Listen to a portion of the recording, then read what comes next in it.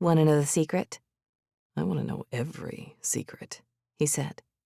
The secret ingredient is coconuts. I'd have to say coconuts are the answer to a lot of life's questions, it seems, He said, then gazed around the laid-back eatery. I can see why you like this place. Love it. I had a light breakfast, especially to save room. He raised an eyebrow. You were pretty sure I'd concede to your wishes. I batted my eyes, propping my chin on my hand. I knew you couldn't resist me. He made the slightest grimace before his humor came back, and he pretended as if he were thinking aloud. Should I admit how true that is? You don't have to admit anything. I know your secret. He straightened, turned serious, his mouth in a flat, emotionless line. You think so? I leaned over the table and lowered my voice, copying his solemnity. By day, you may be a mild-mannered IT guy with a Taylor Swift ringtone, but by night, you're a white-hat hacker for justice, I said, having fun with his profession in what had become our way. We'd traded clues, like getting to know each other was a detective game. Jake's eyes flashed with humor as he dropped his napkin onto the table in surrender. I give up. You got me, Miss Marple. I blew on my nails and rubbed them on my sundress.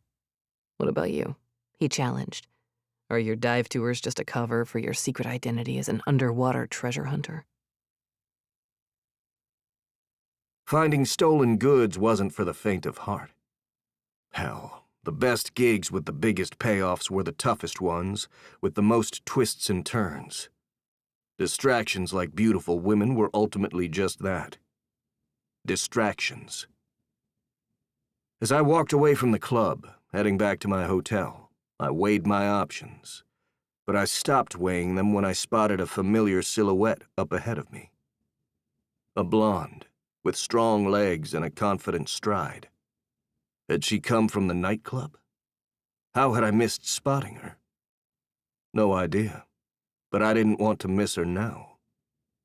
Guess that was the answer to whether I should see her tomorrow or not. I couldn't wait. Distraction or not, I wanted to see her right fucking now. I didn't want to surprise her, so rather than run to catch up with her, I strode a little faster. As the salty ocean scents breezed by, I upped my speed, lasered in on the target in front of me until I was 20, then 10 feet away from her. But she never turned around. She just kept marching forward on the sidewalk, passing the tourist shops, weaving past travelers. Oh, hell. She probably had earbuds in. When I was 5 feet away, I said, "Hey, Ariel." Nothing.